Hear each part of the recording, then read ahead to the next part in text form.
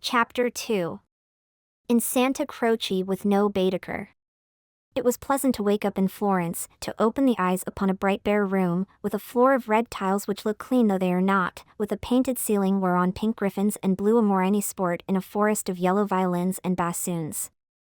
It was pleasant, too, to fling wide the windows, pinching the fingers in unfamiliar fastenings, to lean out into sunshine with beautiful hills and trees and marble churches opposite, and close below, the Arno, gurgling against the embankment of the road. Over the river men were at work with spades and sieves on the sandy foreshore, and on the river was a boat, also diligently employed for some mysterious end. An electric tram came rushing underneath the window. No one was inside it, except one tourist, but its platforms were overflowing with Italians, who preferred to stand. Children tried to hang on behind, and the conductor, with no malice, spat in their faces to make them let go. Then soldiers appeared, good-looking, undersized men, wearing each a knapsack covered with mangy fur, and a greatcoat which had been cut for some larger soldier. Beside them walked officers, looking foolish and fierce, and before them went little boys, turning somersaults in time with the band. The tramcar became entangled in their ranks, and moved on painfully, like a caterpillar in a swarm of ants. One of the little boys fell down, and some white bullocks came out of an archway. Indeed, if it had not been for the good advice of an old man who was selling button-hooks, the road might never have got clear. Over such trivialities as these many a valuable hour may slip away, and the traveler who has gone to Italy to study the tactile values of Giotto, or the corruption of the papacy, may return remembering nothing but the blue sky and the men and women who live under it.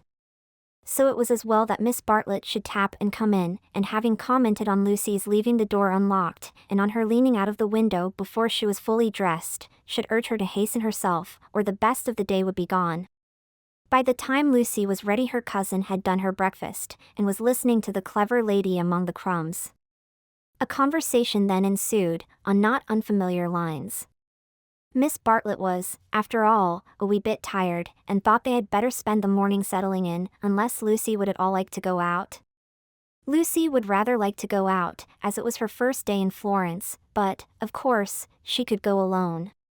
Miss Bartlett could not allow this. Of course she would accompany Lucy everywhere. Oh, certainly not, Lucy would stop with her cousin. Oh, no. That would never do. Oh, yes. At this point the clever lady broke in. If it is Mrs. Grundy who is troubling you, I do assure you that you can neglect the good person.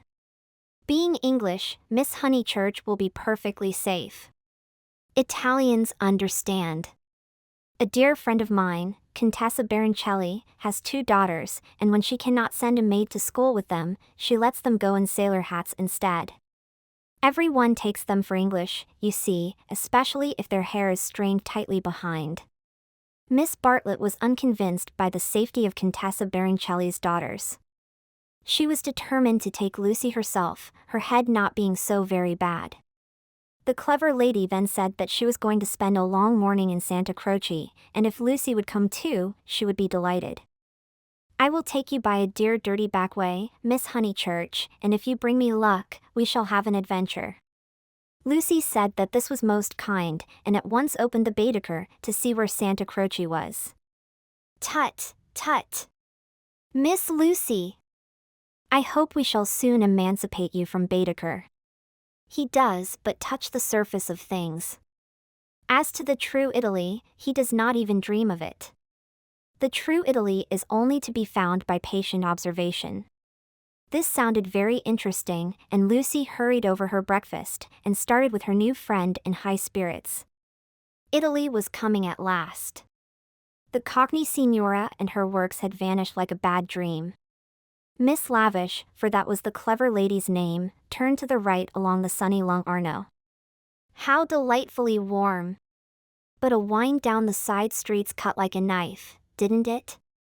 Ponte alle Grazie, particularly interesting, mentioned by Dante. San Miniato, beautiful as well as interesting, the crucifix that kissed a murderer, Miss Honeychurch would remember the story.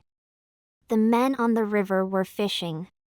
Untrue, but then, so is most information. Then Miss Lavish darted under the archway of the white bullocks, and she stopped, and she cried. A smell! A true Florentine smell! Every city, let me teach you, has its own smell. Is it a very nice smell? Said Lucy, who had inherited from her mother a distaste to dirt. One doesn't come to Italy for niceness, was the retort, one comes for life. Buon giorno. Buon giorno, bowing right and left. Look at that adorable wine cart. How the driver stares at us, dear, simple soul. So Miss Lavish proceeded through the streets of the city of Florence, short, fidgety, and playful as a kitten, though without a kitten's grace. It was a treat for the girl to be with anyone so clever and so cheerful, and a blue military cloak, such as an Italian officer wears, only increased the sense of festivity. Buon giorno. Take the word of an old woman, Miss Lucy, you will never repent of a little civility to your inferiors. That is the true democracy. Though I am a real radical as well. There, now you're shocked. Indeed, I'm not, exclaimed Lucy. We are radicals, too, out and out. My father always voted for Mr. Gladstone until he was so dreadful about Ireland. I see, I see. And now you have gone over to the enemy. Oh, please! If my father was alive, I am sure he would vote radical again now that Ireland is all right. And as it is, the glass over our front door was broken last election, and Freddie is sure it was the Tories, but Mother says nonsense, a tramp. Shameful! A manufacturing district, I suppose? No, in the Surrey Hills. About 5 miles from Dorking, looking over the Weald. Miss Lavish seemed interested, and slackened her trot. What a delightful part, I know it so well. It is full of the very nicest people. Do you know Sir Harry Otway, a radical if ever there was? Very well indeed. And old Mrs. Butterworth the philanthropist? Why, she rents a field of us. How funny! Miss Lavish looked at the narrow ribbon of sky, and murmured, Oh, you have property in Surrey? Hardly any, said Lucy, fearful of being thought a snob. Only 30 acres, just the garden, all downhill, and some fields. Miss Lavish was not disgusted, and said it was just the size of her aunt's Suffolk estate. Italy receded. They tried to remember the last name of Lady Louisa, someone who had taken a house near Summer Street the other year, but she had not liked it, which was odd of her. And just as Miss Lavish had got the name, she broke off and exclaimed, Bless us! Bless us and save us! We've lost the way. Certainly they had seemed a long time in reaching Santa Croce, the tower of which had been plainly visible from the landing window. But Miss Lavish had said so much about knowing her Florence by heart, that Lucy had followed her with no misgivings. Lost! Lost! My dear Miss Lucy, during our political diatribes we have taken a wrong turning. How those horrid conservatives would jeer at us. What are we to do? 2 lone females in an unknown town. Now, this is what I call an adventure. Lucy, who wanted to see Santa Croce, suggested, as a possible solution, that they should ask the way there. Oh, but that is the word of a craven. And no, you are not to look at your Baedeker. Give it to me, I shan't let you carry it. We will simply drift. Accordingly they drifted through a series of those grey-brown streets, neither commodious nor picturesque, in which the eastern quarter of the city abounds. Lucy soon lost interest in the discontent of Lady Louisa, and became discontented herself. For one ravishing moment Italy appeared. She stood in the square of the Annunziata and saw in the living terracotta those divine babies whom no cheap reproduction can ever stale. There they stood, with their shining limbs bursting from the garments of charity, and their strong white arms extended against circlets of heaven. Lucy thought she had never seen anything more beautiful, but Miss Lavish, with a shriek of dismay, dragged her forward, declaring that they were out of their path now by at least a mile. The hour was approaching at which the continental breakfast begins, or rather ceases, to tell, and the ladies bought some hot chestnut paste out of a little shop, because it looked so typical. It tasted partly of the paper in which it was wrapped, partly of hair oil, partly of the great unknown. But it gave them strength to drift into another piazza, large and dusty, on the farther side of which rose a black and white facade of surpassing ugliness. Miss Lavish spoke to it dramatically. It was Santa Croce. The adventure was over. Stop a minute, let those two people go on, or I shall have to speak to them. I do detest conventional intercourse. Nasty. They are going into the church, too. Oh, the British are abroad. We sat opposite them at dinner last night. They have given us their rooms. They were so very kind. Look at their figures, laughed Miss Lavish. They walk through my Italy like a pair of cows. It's very naughty of me, but I would like to set an examination paper at Dover and turn back every tourist who couldn't pass it. What would you ask us? Miss Lavish laid her hand pleasantly on Lucy's arm, as if to suggest that she, at all events, would get full marks. In this exalted mood they reached the steps of the great church, and were about to enter it when Miss Lavish stopped, squeaked, flung up her arms, and cried, "There goes my local color box. I must have a word with him." And in a moment she was away over the piazza, her military cloak flapping in the wind, nor did she slacken speed till she caught up an old man with white whiskers, and nipped him playfully upon the arm.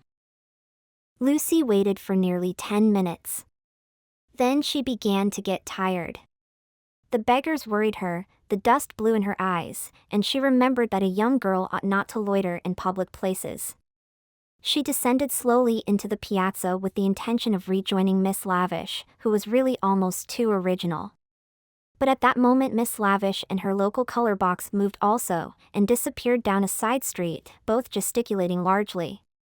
Tears of indignation came to Lucy's eyes, partly because Miss Lavish had jilted her, partly because she had taken her Baedeker. How could she find her way home? How could she find her way about in Santa Croce? Her first morning was ruined, and she might never be in Florence again. A few minutes ago she had been all high spirits, talking as a woman of culture, and half persuading herself that she was full of originality. Now she entered the church depressed and humiliated, not even able to remember whether it was built by the Franciscans or the Dominicans. Of course, it must be a wonderful building. But how like a barn! And how very cold! Of course, it contained frescoes by Giotto, in the presence of whose tactile value she was capable of feeling what was proper. But who was to tell her which they were? She walked about disdainfully, unwilling to be enthusiastic over monuments of uncertain authorship or date. There was no one even to tell her which, of all the sepulchral slabs that paved the nave and transepts, was the one that was really beautiful, the one that had been most praised by Mr. Ruskin. Then the pernicious charm of Italy worked on her, and, instead of acquiring information, she began to be happy. She puzzled out the Italian notices, the notices that forbade people to introduce dogs into the church, the notice that prayed people, in the interest of health and out of respect to the sacred edifice in which they found themselves, not to spit. She watched the tourists, their noses were as red as their Baedekers, so cold was Santa Croce. She beheld the horrible fate that overtook 3 papists, 2 he-babies and a she-baby, who began their career by sousing each other with the holy water, and then proceeded to the Machiavelli memorial, dripping but hallowed. Advancing towards it very slowly and from immense distances, they touched the stone with their fingers, with their handkerchiefs, with their heads, and then retreated. What could this mean? They did it again and again. Then Lucy realized that they had mistaken Machiavelli for some saint, hoping to acquire virtue. Punishment followed quickly. The smallest he-baby stumbled over one of the sepulchral slabs so much admired by Mr. Ruskin, and entangled his feet in the features of a recumbent bishop. Protestant as she was, Lucy darted forward. She was too late. He fell heavily upon the prelate's upturned toes. "Hateful bishop," exclaimed the voice of old Mr. Emerson, who had darted forward also. "Hard in life, hard in death. Go out into the sunshine, little boy, and kiss your hand to the sun, for that is where you ought to be. Intolerable bishop! The child screamed frantically at these words, and at these dreadful people who picked him up, dusted him, rubbed his bruises, and told him not to be superstitious. Look at him, said Mr. Emerson to Lucy. Here's a mess, a baby hurt, cold, and frightened. But what else can you expect from a church? The child's legs had become as melting wax.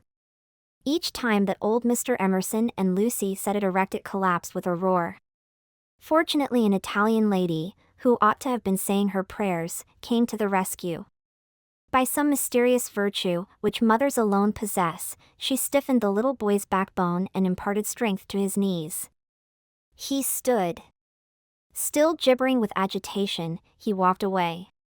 You are a clever woman, said Mr. Emerson. You have done more than all the relics in the world. I am not of your creed, but I do believe in those who make their fellow creatures happy. There is no scheme of the universe. He paused for a phrase. Niente, said the Italian lady, and returned to her prayers. I'm not sure she understands English, suggested Lucy. In her chastened mood, she no longer despised the Emersons. She was determined to be gracious to them, beautiful rather than delicate, and, if possible, to erase Miss Bartlett's civility by some gracious reference to the pleasant rooms. That woman understands everything, was Mr. Emerson's reply. But what are you doing here? Are you doing the church? Are you through with the church? No, cried Lucy, remembering her grievance.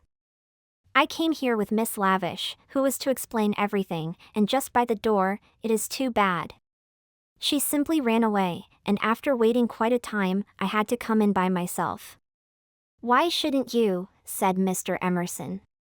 Yes, why shouldn't you come by yourself, said the son, addressing the young lady for the first time. But Miss Lavish has even taken away Baedeker. Baedeker? Said Mr. Emerson. I'm glad it's that you minded. It's worth minding, the loss of a Baedeker. That's worth minding. Lucy was puzzled. She was again conscious of some new idea, and was not sure whither it would lead her. If you've no Baedeker, said the son, you'd better join us. Was this where the idea would lead? She took refuge in her dignity. Thank you very much, but I could not think of that. I hope you do not suppose that I came to join on to you. I really came to help with the child, and to thank you for so kindly giving us your rooms last night. I hope that you have not been put to any great inconvenience. My dear, said the old man gently, I think that you are repeating what you have heard older people say. You are pretending to be touchy, but you are not really. Stop being so tiresome, and tell me instead what part of the church you want to see. To take you to it will be a real pleasure.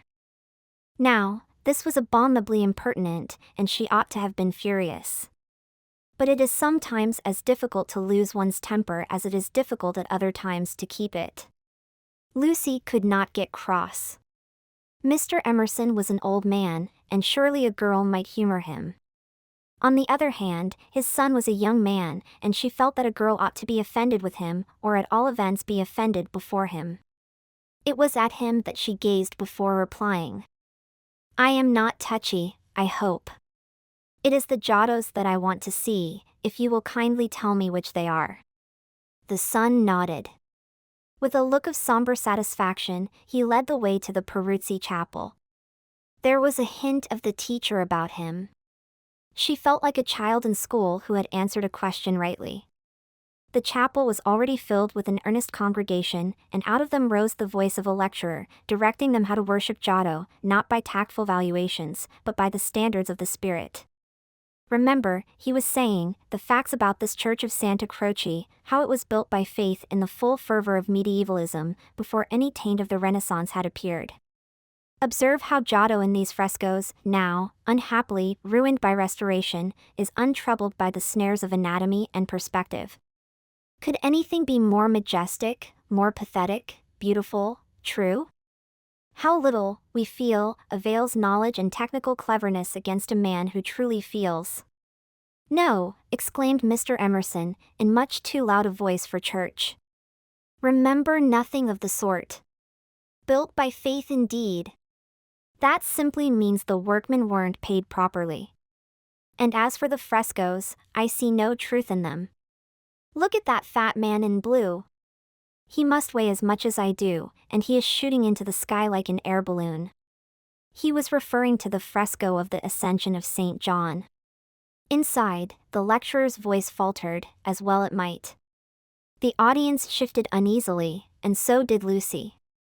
She was sure that she ought not to be with these men, but they had cast a spell over her. They were so serious and so strange that she could not remember how to behave. Now, did this happen, or didn't it? Yes or no? George replied. It happened like this, if it happened at all. I would rather go up to heaven by myself than be pushed by cherubs, and if I got there I should like my friends to lean out of it, just as they do here. You will never go up, said his father. You and I, dear boy, will lie at peace in the earth that bore us, and our names will disappear as surely as our work survives. Some of the people can only see the empty grave, not the saint, whoever he is, going up. It did happen like that, if it happened at all. Pardon me, said a frigid voice. The chapel is somewhat small for 2 parties. We will incommode you no longer. The lecturer was a clergyman, and his audience must be also his flock, for they held prayer books as well as guidebooks in their hands. They filed out of the chapel in silence. Amongst them were the 2 little old ladies of the pension Bertolini, Miss Teresa and Miss Catherine Allen. Stop, cried Mr. Emerson. There's plenty of room for us all. Stop. The procession disappeared without a word. Soon the lecturer could be heard in the next chapel, describing the life of St. Francis. George, I do believe that clergyman is the Brixton curate. George went into the next chapel and returned, saying perhaps he is. I don't remember. Then I had better speak to him and remind him who I am. It's that Mr. Eager. Why did he go? Did we talk too loud? How vexatious. I shall go and say we are sorry. Hadn't I better? Then perhaps he will come back. He will not come back, said George. But Mr. Emerson, contrite and unhappy, hurried away to apologize to the Reverend Cuthbert Eager. Lucy, apparently absorbed in a lunette, could hear the lecture again interrupted, the anxious, aggressive voice of the old man, the curt, injured replies of his opponent. The son, who took every little contretemps as if it were a tragedy, was listening also. My father has that effect on nearly everyone, he informed her. He will try to be kind. I hope we all try, said she, smiling nervously. Because we think it improves our characters. But he is kind to people because he loves them, and they find him out, and are offended, or frightened. How silly of them, said Lucy, though in her heart she sympathized. I think that a kind action done tactfully. Tact. He threw up his head in disdain. Apparently she had given the wrong answer. She watched the singular creature pace up and down the chapel. For a young man his face was rugged, and, until the shadows fell upon it, hard. Enshadowed, it sprang into tenderness. She saw him once again at Rome on the ceiling of the Sistine Chapel, carrying a burden of acorns. Healthy and muscular, he yet gave her the feeling of grayness, of tragedy that might only find solution in the night. The feeling soon passed. It was unlike her to have entertained anything so subtle. Born of silence and of unknown emotion, it passed when Mr. Emerson returned, and she could re-enter the world of rapid talk, which was alone familiar to her. Were you snubbed? Asked his son tranquilly. But we have spoilt the pleasure of I don't know how many people. They won't come back. Full of innate sympathy, quickness to perceive good in others, vision of the brotherhood of man, scraps of the lecture on St. Francis came floating round the partition wall. Don't let us spoil yours, he continued to Lucy. Have you looked at those saints? Yes, said Lucy. They are lovely. Do you know which is the tombstone that is praised in Ruskin? He did not know, and suggested that they should try to guess it. George, rather to her relief, refused to move, and she and the old man wandered not unpleasantly about Santa Croce, which, though it is like a barn, has harvested many beautiful things inside its walls. There were also beggars to avoid and guides to dodge round the pillars, and an old lady with her dog, and here and there a priest modestly edging to his mass through the groups of tourists. But Mr. Emerson was only half interested. He watched the lecturer, whose success he believed he had impaired, and then he anxiously watched his son. "Why will he look at that fresco?" he said uneasily. "I saw nothing in it." "I like Giotto," she replied. "It is so wonderful what they say about his tactile values. Though I like things like the Della Robbia babies better." "So you ought. A baby is worth a dozen saints. And my baby's worth the whole of paradise, and as far as I can see he lives in hell." Lucy again felt that this did not do. "In hell," he repeated. "He's unhappy." "Oh, dear," said Lucy. "How can he be unhappy when he is strong and alive? What more is one to give him? And think how he has been brought up, free from all the superstition and ignorance that lead men to hate one another in the name of God. With such an education as that, I thought he was bound to grow up happy." She was no theologian, but she felt that here was a very foolish old man, as well as a very irreligious one. She also felt that her mother might not like her talking to that kind of person, and that Charlotte would object most strongly. "What are we to do with him?" he asked. "He comes out for his holiday to Italy, and behaves like that, like the little child who ought to have been playing, and who hurt himself upon the tombstone." "Eh? What did you say?" Lucy had made no suggestion. Suddenly he said, "Now don't be stupid over this. I don't require you to fall in love with my boy, but I do think you might try and understand him. You are nearer his age, and if you let yourself go I am sure you are sensible. You might help me. He has known so few women, and you have the time. You stop here several weeks, I suppose? But let yourself go. You are inclined to get muddled, if I may judge from last night. Let yourself go. Pull out from the depths those thoughts that you do not understand, and spread them out in the sunlight and know the meaning of them. By understanding George you may learn to understand yourself. It will be good for both of you." To this extraordinary speech Lucy found no answer.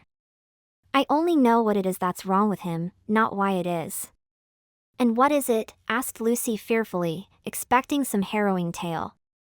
"The old trouble, things won't fit." "What things?" "The things of the universe." "It is quite true. They don't." "Oh, Mr. Emerson, whatever do you mean?" In his ordinary voice, so that she scarcely realized he was quoting poetry, he said, "From far, from eve and morning, and yon 12-winded sky, the stuff of life to knit me, blew hither, here am I." George and I both know this, but why does it distress him? We know that we come from the winds, and that we shall return to them, that all life is perhaps a knot, a tangle, a blemish in the eternal smoothness. But why should this make us unhappy? Let us rather love one another, and work and rejoice. I don't believe in this world's sorrow." Miss Honeychurch assented. "Then make my boy think like us. Make him realize that by the side of the everlasting why there is a yes, a transitory yes if you like, but a yes." Suddenly she laughed. Surely one ought to laugh. A young man melancholy because the universe wouldn't fit, because life was a tangle or a wind, or a yes, or something. "I'm very sorry," she cried. "You'll think me unfeeling, but," then she became matronly. "Oh, but your son wants employment. Has he no particular hobby?" "Why, I myself have worries, but I can generally forget them at the piano, and collecting stamps did no end of good for my brother. Perhaps Italy bores him, you ought to try the Alps or the lakes." The old man's face saddened, and he touched her gently with his hand. This did not alarm her. She thought that her advice had impressed him and that he was thanking her for it. Indeed, he no longer alarmed her at all. She regarded him as a kind thing, but quite silly. Her feelings were as inflated spiritually as they had been an hour ago aesthetically, before she lost Baedeker. The dear George, now striding towards them over the tombstones, seemed both pitiable and absurd. He approached, his face in the shadow. He said, "Miss Bartlett." "Oh, good gracious me," said Lucy, suddenly collapsing and again seeing the whole of life in a new perspective. Where? In the nave. I see. Those gossiping little Miss Allens must have," she checked herself. "Poor girl," exploded Mr. Emerson. "Poor girl." She could not let this pass, for it was just what she was feeling herself. Poor girl? I fail to understand the point of that remark. I think myself a very fortunate girl, I assure you. I'm thoroughly happy, and having a splendid time. Pray don't waste time mourning over me. There's enough sorrow in the world, isn't there, without trying to invent it. Goodbye. Thank you both so much for all your kindness. Ah, yes. There does come my cousin. A delightful morning. Santa Croce is a wonderful church. She joined her cousin.